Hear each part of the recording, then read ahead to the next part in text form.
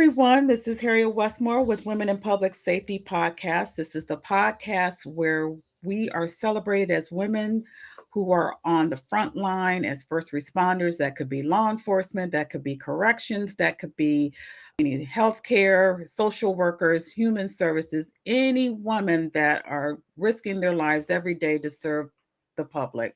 So I wanted to say welcome to you. We're going to have an exciting episode. I try to bring on good people on this episode because we as women need to have a solidarity, and there are so many resources out here that we need to tap into. So this is a good resources for today because she is a former deputy sheriff who has 15 years of law enforcement experience, and she started her career just at the tender age of 19.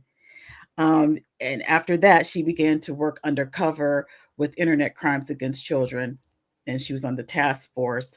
And then within 2015, and just months after receiving Officer of the Year, congratulations, she left her full time law enforcement job due to chronic fatigue and burnout, which is one of the things the main thing that we're going to discuss today. And she wanted to dedicate her life and her mission to help those of us who are on the front lines to kind of maintain and take care of ourselves as well we can take care of others. So without further ado, please welcome my special guest, Miss Amanda DeSanti. Amanda, thank you so much Thank for you. taking your time out of your busy schedule because I know you have a lot going on, but I appreciate you coming in and talking with us. Thank you for having me. Yeah, this is so important. And I love being able to kind of enter into a space that is specifically for us women. I never have really experienced a whole lot of personally, in my personal experience, I haven't had a whole lot of situations where I felt lesser than because I'm a woman. And I'm very grateful for that. But I Mhm. would be so ignorant to ignore the fact that that does exist. And so I love the fact that we can come together and celebrate um, the women in these fields and women everywhere, really, and just empower each other and support each other in everyday life and in these Absolutely. jobs. So, Absolutely. Well, let's go back and just you started at age 19. What made you decide to mhm. go into law enforcement? So I went to Kent State. I kind of had like an exploratory major for a while, and then I really dove into criminal justice when I was a kid. When I was a little girl, Mhm. I was like, I'm going to be a spy. And Harriet the Spy was actually like my favorite. So, um, anyway, I started shadowing at a very small agency that was working under the umbrella of the Internet Crimes Against Children Task Force. And I quickly fell in love with it. They were doing really important work and they were just pumping out the cases left and right. And it really opened my eyes to like this underground world of crime and Absolutely. just salacious stuff that was going on. But I was like, I've got to do something about this. So Mhm. I did that for a couple of years intermittently with the academy. I went to the academy when I was 20, became a special deputy at 21 as soon as I could. And then as soon as I graduated with my undergrad, started as a full-time deputy sheriff. So um, I did that for a few years, and I was full-time on afternoon shift. We were on the shift of Right. everything in progress all the time. And in 2015, like you mentioned, I went from being officer of the year to a very crispy burnout. At that point, I was experiencing severe depression, PTSD, suicidal ideation, and what I later found out was adrenal fatigue. And I made the decision to leave my full time position. I stayed Mhm. on as a special, and then I later picked up an auxiliary position. I couldn't just let it go that easily. Right. But at that point, I became a criminal court victim advocate and went back and got my master's degree and just started diving into all kinds of different things, which ultimately led me to where I am now. And that's focusing on first responder wellness and specifically burnout. Awesome. I think we had talked about this off air that our stories are so parallel and so similar. So tell me what was the catalyst, if you can, that decided that you were just exhausted and burnt out and you were just done, to Uh, do something else. I But was in stay in the denial. field. I'm sorry, you stay in the Yes. field and, No, you're absolutely right. pivot to a No, but area. you're right, because the getting into those positions are not easy, and so to Mhm. feel like you're giving that up, it is hard. Um, Mhm. so I was in denial for a very long time. I had a lot of, I played the blame game a lot, and I was noticing a lot of animosity and, just feeling like the world was out to get me. But ultimately the catalyst was my now husband. I started dating him in 2015. And at one point he just looked at me, and because he initially there was like this novelty of like, yeah, my girlfriend's this badass cop. And then Mhm. the shininess started to wear off, and he started to see what was going on behind the scenes, and he just Mhm. looked at me and said, you don't have to live like this. And I was like, but yes, I do. This is my career. And I was very stubborn and all the things. And he Right. was like, you could do lots of other stuff. It doesn't have to be this way for you. Mhm. And it really kind of, I think it just gave me that little safety net that I needed to be like, okay, maybe I can make it work. And just that alone, just that thought of considering it opened the door to some relief inside of me. And at that point, I knew I had to make the move. So that ultimately was the catalyst, was the support. And it seemed like you had a very good support system with hubby, as a Yeah, start. What about extensive support system, family, friends? it was there.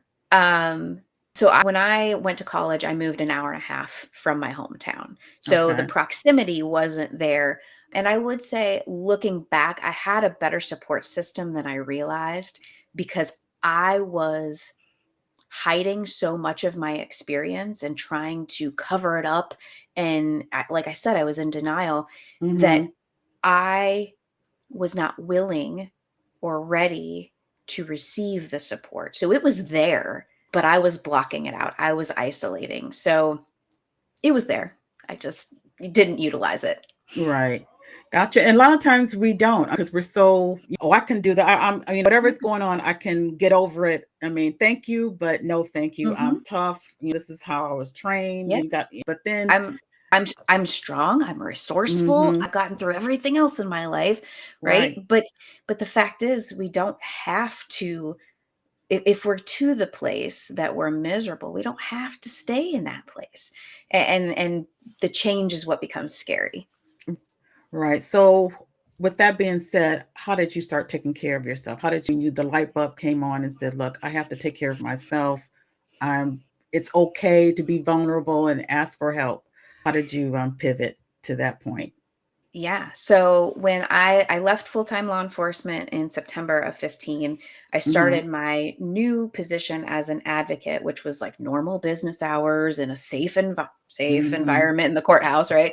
But I took about a month off in between that time, and I what I was experiencing, now I know, was a restraint collapse, or adrenal fatigue. I know these are like buzzwords, and I'm happy to explain for the listener, but um, I slept for about 18 hours a day, every day for a month. And I was Mm. so upset about it, because I was like, I'm going to take this time off, and I'm going to go hiking, and I'm going to do this, and I'm going to all these things. And my body said, no, ma'am, you are going to shut your eyes and you are going to rest. So I turned into Rumpelstiltskin for a minute. And even after that, beyond that, it took months of recalibrating my system, and slowing down it, because I was going too fast for too long. Mhm. And I ended up coming to a screeching halt. And so then it was a matter of rebalancing. And in hindsight, I was still going at warp speed. Mm. It just looked different, because I was working full time, getting my master's degree. I went back and did a 10-month yoga teacher training. I was teaching Wow. yoga 2 times a week while planning a wedding. And I was like, Wow. what else can I add to my plate, right? I think that, it looked different and it felt a Mhm. little safer, but Mhm. it was still stress no matter It what. was still So, stress, yeah. yeah, Wow. but So I took care of myself was allowing myself in the short term to rest. And then okay. I started to educate myself on what was going on in my body. And only after I recognized that the pattern was repeating itself did I start to really pay attention to how I'm nourishing my body with food and hydrating, the rest, the stress management, Mm, and connectedness and support. So it took a long time to get to that place, but right. ultimately, those were the things that started to shift the needle.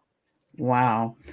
So coming into as an advocate, your mindset at first was you were the officer, um, first responder. How was that different? How was the Amanda when you became a crimes advocate, victims court advocate? Was it the same that you still want to get after the perpetrator, or was you more of an empathy and nourishing for the victim? I've never been asked that, like, what the shift like, the mental shift, Mm, but really, it was difficult because I was still working in the same county, and so okay. I was still seeing matter of fact, I ended up with case files in my hand that I was the arresting officer on, and then I can't be the advocate on this Right, case, so I had to right. pass it on. So, there was a lot of overlap that was happening. Mhm. I was still dealing with a lot of the same frequent flyers, um, and so I would say I probably came in hot a few times, Mhm. trying to focus on the protection piece, Mm, and I realized that it's time to shift into being the support piece and the guidance piece. But what I realized very quickly was that the trauma doesn't go away. right. It just looks different. It comes in as a secondary form instead of a firsthand form. And it was quite a learning experience to be studying victimology, seeing it firsthand, and then recognizing that what they're experiencing biologically was the same thing I was experiencing biologically on duty. And then Mm, making that connection of the stress and the trauma in the body is what ultimately funneled me into what I'm doing now. And so, wow. had I not left law enforcement and ended up as an advocate and put those pieces together, I don't think I'd be doing what I'm doing now. Wow. And so how long you said you were a victims advocate for how long? Just under 5 years. Okay. And then you got your training, yoga training. How did the yoga help you as far as your self-care? So, I started doing yoga when I was in the academy because I needed a good stretch. Mhm. And I didn't realize until many years later that it's not about the stretch of at least the physical stretch. It's about the Uh-huh. mental stretching, right? And so when I started to dive back into that, um, not only did I learn about how our nervous systems become calmer and more still, I was able to feel it and experience it myself. And Mm, I think that made a difference as well. right. That having that felt sense of, "Oh gosh, I can be safe here. I can breathe. Mhm. I can shut my eyes and not have to watch the door." Wow. That being able to experience that and feel safe in that environment, I was like, "Okay, this hits a little different." And then being able to learn how to cultivate that inside myself anytime I want, I was like, "I want everybody to have this." I want Mhm. everybody needs, you know but I think that helped me put the pieces together because I was able to experience it myself versus just read about it, and I'm one of those people that I'm like, "I need to know the why. I need you to prove it to me." Right. Like, I'm not easily swayed, you're gonna have Mhm. to, and so when I felt it myself, I was like, "Okay, this is something."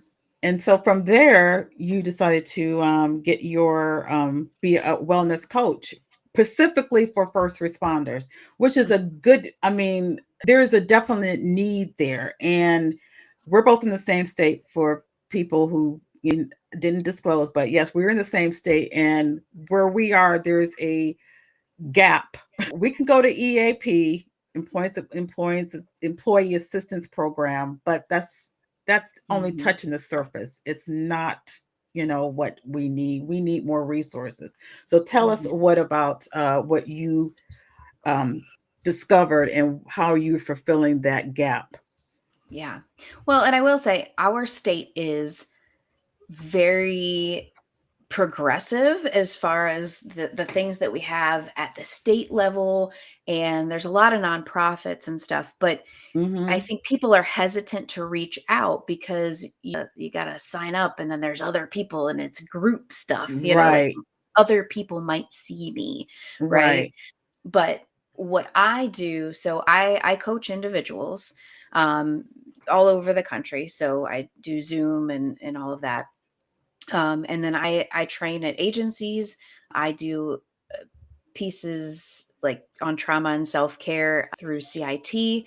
And I speak all over the country and train all over the country. So I primarily right now, my focus is on burnout prevention and Mm-hmm. recovery because Mm, there are, and I mean, we talk about PTSD and we tend to jump right to PTSD and right, suicidality because those are severe and very important things that we don't want people to experience, right? right.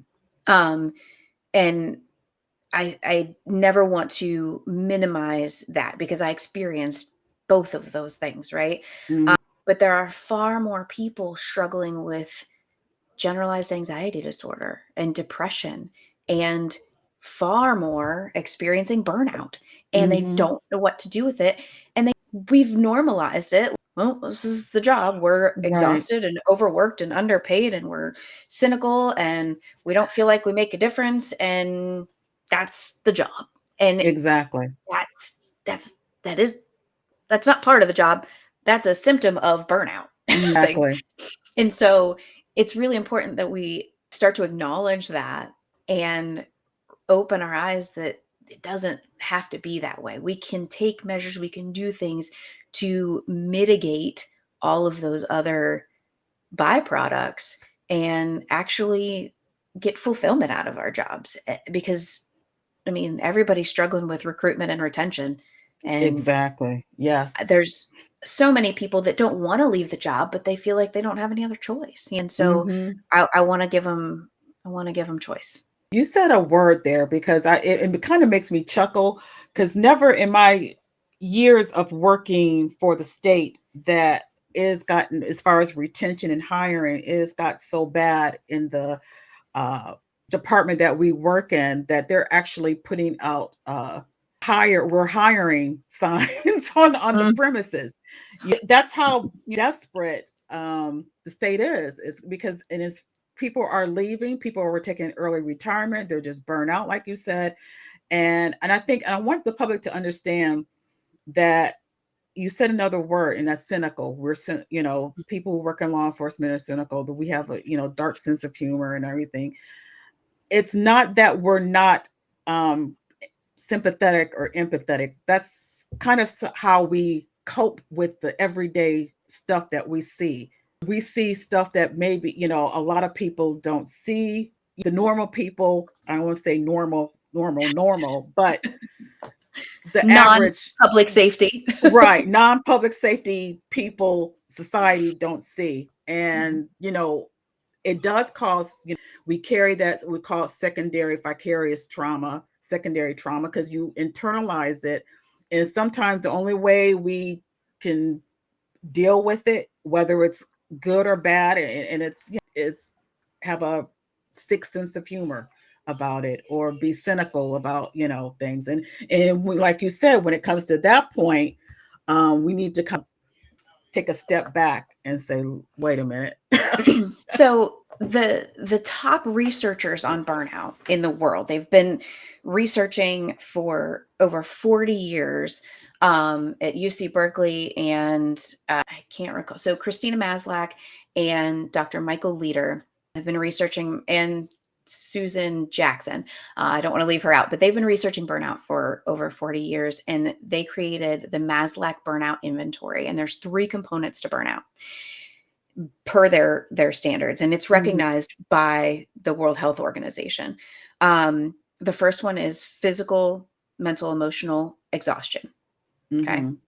The second one is low job efficacy, feeling like you're not making a difference, right? Feeling like Right. you can't do your job well enough, you're just not making any progress. Right. And the last one, and they're not in that order, but the last one is cynicism.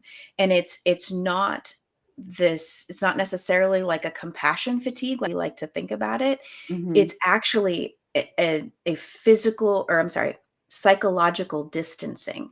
We're Mhm. trying to separate ourselves from the job enough to where we can cope with it.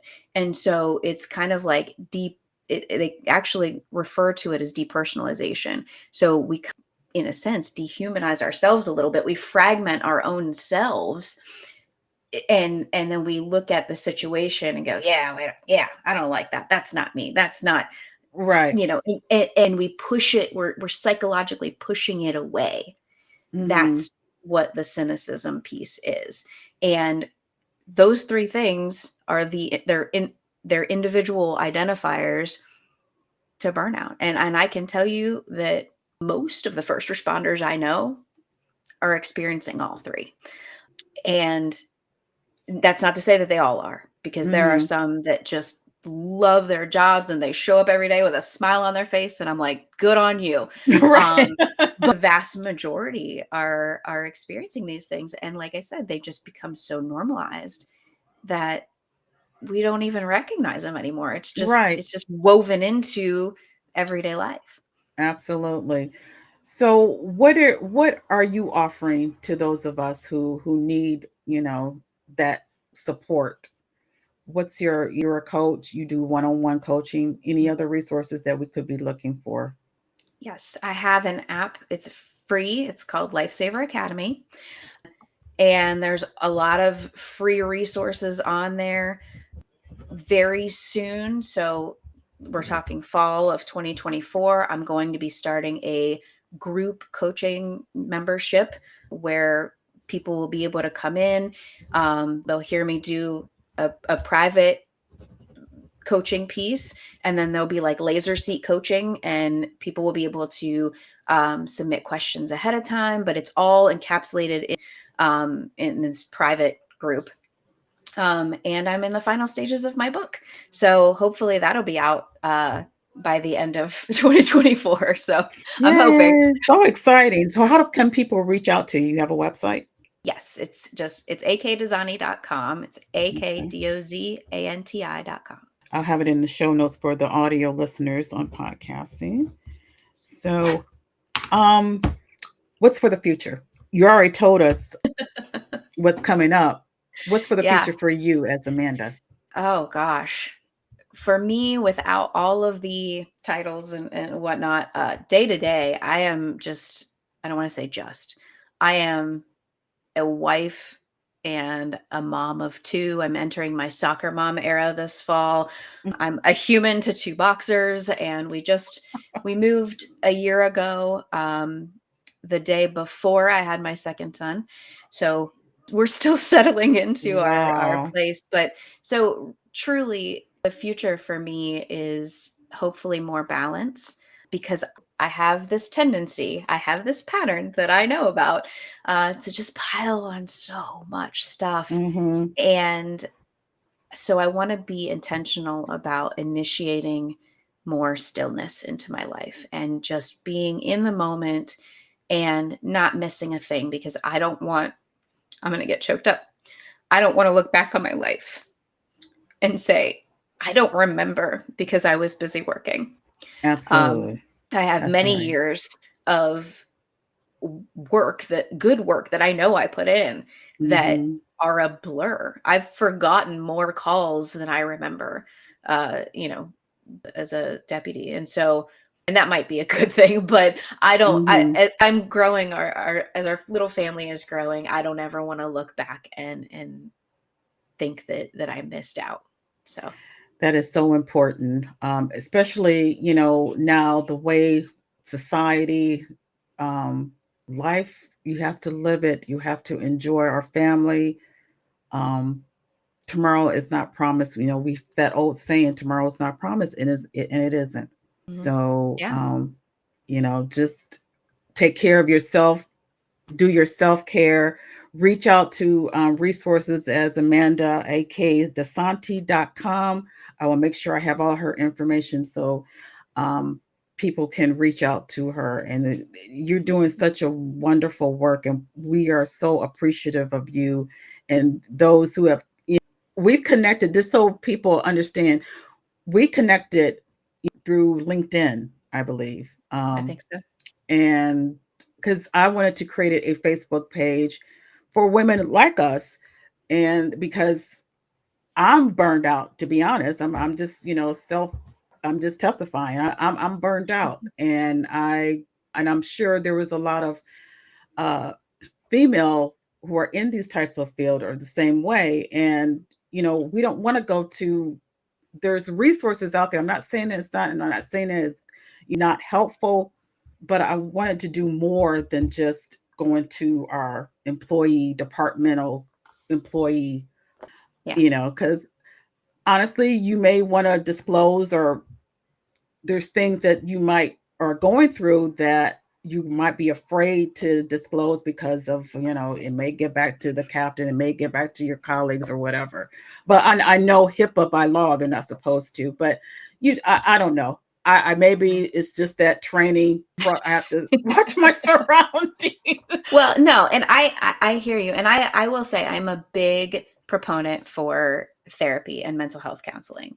I Hmm. never ever want to steer anybody away from it. I think it's important to find the right provider, Right. somebody that understands the first responder culture. But I also recognize that there's a big hesitancy on that. Now, I can tell you I've disclosed all kinds of things to my therapist, and Hmm.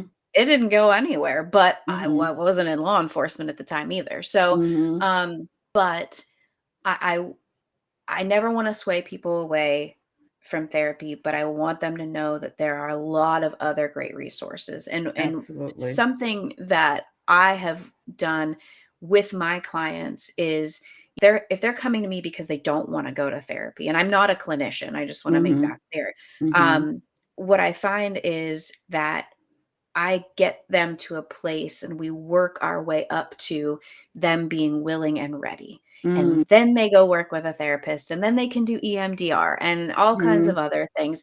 And it just continues to expand. And then so their resources, their network all just continues to expand. And if I can be the seed Right. that plant, then I'm cool with that. Like I don't ever want to. So the last part of my framework is to transition, Right. because I Yeah. don't want to be your I don't want to be your moral compass and your mom and the person telling you to do every step of the way. I want to give you all the tools that you need to flourish and do that. I mean, I don't leave people. Hmm. They can always come back to me, but I want to instill that in you rather than you needing me, if that makes sense, right? I don't want Absolutely. them to become codependent on me. So, Absolutely. um, but yeah, there's so many resources, and um, they're just popping up everywhere these days. And so I hate when I hear first responders say there's just nothing out there for us, Mhm. because that is not true. There are so many nonprofits, so many organizations, so many people just waiting and willing, and people who have been in it, people who understand it. They're out there. And if somebody is listening and they're like, I don't know about this girl, but I want to work with somebody. I've got Mhm. people. I've got a network. So you can reach out to me and ask, if I know of anybody in your area, or if I know of an organization that could help with a specific issue, whatever the case is, I'm happy just to be a conduit and get you moving in the right direction. And we so appreciate it. And I think for me personally, I can't only speak for myself. I would be comfortable in talking with you because you are me. You've been there, done that, got the t-shirt, got the cup, you got it all. So you understand. I would rather connect with someone who understands it, who's been there and have done that, instead of, because I mean, I'm not knocking it that people who are therapists or anything who hasn't, that they're skilled in their craft, but it makes it even, it's like the icing on the cake when someone who actually knows exactly how it felt because you felt it. Yeah. So There have been studies done on mental health counseling where they've actually looked at the brain waves, and I won't go into all of it, mhm, but one of the biggest proponents, or I'm sorry, the biggest components of the therapy being successful or effective was the connectedness that the client felt to their therapist. mhm, And it wasn't, when they looked at the brain waves, it wasn't when the therapist was providing advice or guidance that the certain centers in the brain lit up. It was when the person was talking, they felt the connectedness, and the therapist was listening and receiving it. And so that's the piece that I think is most important. And I actually just put something on my social media about it yesterday. I said that the most important thing I can offer to another human isn't all of the knowledge and advice and background and education, whatever. mhm. It's being able to connect and creating a space within myself that is safe, where I can show up as a whole person, but then invite them to show up as their whole selves too. That's the biggest thing I can offer to somebody else. And a lot to offer you do. So I really appreciate you, Amanda. Thank you so much. Everybody, please reach out. Please support her.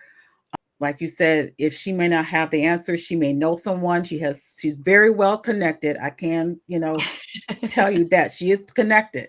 So she can get you to the right resources that you may need. So everybody, you guys just be safe. Take care of yourself and each other. And that sounds like a quote from a TV show. But thank you so much. You guys be safe, and I'll talk with you soon. Bye. Thanks for having me.